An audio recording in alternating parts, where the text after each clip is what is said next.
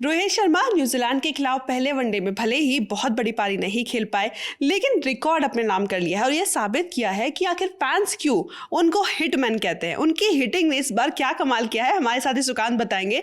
तो Sukanta, Rohit Sharma south Africa के बाद अब न्यूजीलैंड के खिलाफ खेलने उतरे। भले ही बहुत ज़्यादा रन नहीं बना पाए, हाफ सेंचुरी भी नहीं बना पाए, लेकिन कौन सा बड़ा रिकॉर्ड है जिसकी वजह से उनकी बहुत ज़्यादा चर्चा हो रही है?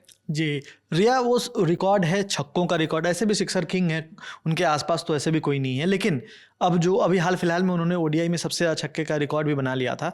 लेकिन अगर ओवरऑल इंटरनेशनल क्रिकेट की बात करूं तो साढ़े 600 छक्के उन्होंने पूरे कर लिए हैं। आज मैच के दौरान जब 301 रन का टारगेट चेज करने उतरी टीम इंडिया, तो उस दौरान उन्होंने 7वें ओवर में वो छक्का लगाया और छक्के के साथ उनके साढ़े 600 छक्के ओवरऑल इंटरनेशनल क्रिकेट में पूरे हो गए।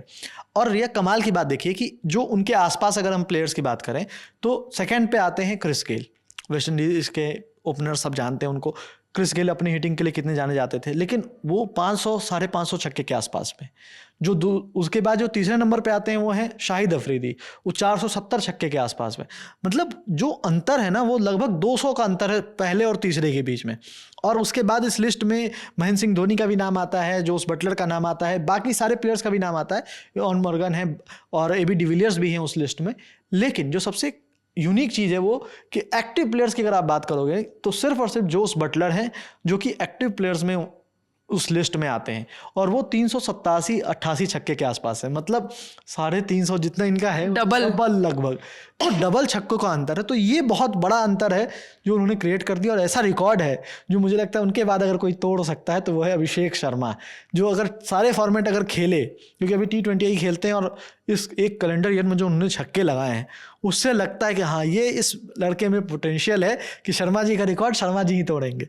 अब वो क्या होता है वो देखने लायक होगा। लेकिन रोहित शर्मा की जैसे भी हम बात कर रहे थे कि जैसे बड़े शॉट्स खेल रहे हैं, सब कुछ खेल रहे हैं, कहीं ना कहीं आपको लगता है कि जो उनके अंदर फिटनेस वाली जो चीज़ आई है वो और ज़्यादा इस बात को पुश करती है कि वो इस तरीके के बड़े शॉट्स, पावरफुल शॉट्स खेल सके? क्योंकि हमने देखा है कि लगातार वो अपनी फिटनेस पर काम कर रहे हैं, स्पेशली जब उन पर सवाल उठाए गए कि भाई आप वनडे छोड़ चुके हैं, T20 छोड़ चुके हैं, माफ़ कीजिएगा, वनडे खेल रहे हैं और आप T20 और टेस्ट छोड़ चुके हैं, तो क्या आप कमाल कर पाएंगे? आपकी वापसी कैसी रहेगी?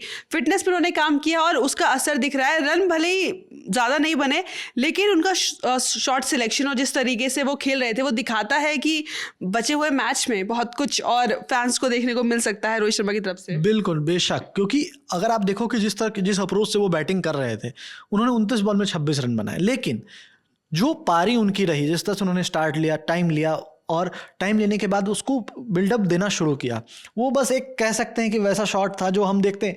मतलब रोहित डरते नहीं है शॉट लगाने में, और ये उनकी सबसे बड़ी क्वालिटी है।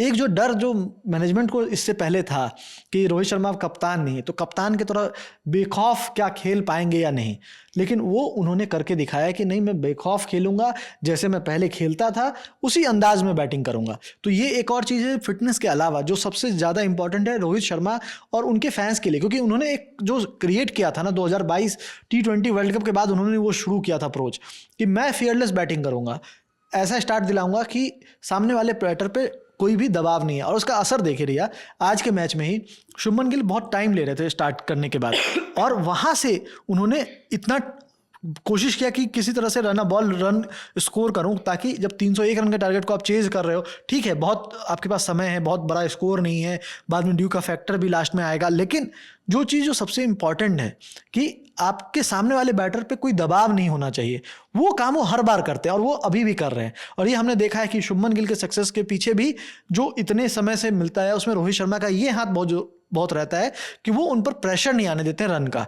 और ये काम बाद में कोहली भी करते हैं, और वही काम शुरुआत में, क्योंकि कोहली बाद में समय ले लेते हैं, लेकिन शुरुआत में यूं चौके छक्के लगा देते हैं ताकि जो प्रेशर है वो बिल्ड नहीं हो। और ये सब बहुत एक जो जरूरी है 2027 वर्ल्ड कप को देखते हुए, दोनों सीनियर प्लेयर्स से जो चीज़ चाहिए वो देखने को मिल रहा है, वो टीम मैनेजमेंट के लिए बहुत अच्छा मैसेज भी है। सिर्फ रन इस वाले मैच में देखने के लिए नहीं मिले, लेकिन फैंस ये उम्मीद लगा करके बैठे हुए हैं और हम भी उम्मीद कर रहे हैं कि बचे हुए जो 2 मैच है उसमें रोहित शर्मा के बल्ले से जरूर एक अच्छी पारी देखने को मिलेगी। कोहली ने आज अपना काम किया, भले वो सेंचुरी नहीं बना बना पाए लेकिन 83 रन उन्होंने बनाए। तो कहीं ना कहीं ये दोनों खिलाड़ी अब भले ही मौके कम है लेकिन हर मौके को भुना रहे हैं और ये साबित कर रहे हैं कि आखिर क्यों इन दोनों में वो बात है कि 2027 वर्ल्ड कप तक आप इन दोनों को शायद से टीम में जरूर देखेंगे। क्या कुछ होता है वो तो समय के साथ ही पता चलेगा, लेकिन इस वीडियो में इतना ही। इस हमारी चर्चा को लेकर के, रोहित शर्मा विराट कोहली को लेकर के आपका क्या कहना है, आप हमें कमेंट सेक्शन में जरूर बताइएगा। मेरा नाम है रिया, साथ ही सुकांत, कैमरा के पीछे है हिमराज, और आप खेल जगह से जुड़ी तमाम खबरों के लिए देखते रहिए ललन टॉप स्पोर्ट्स।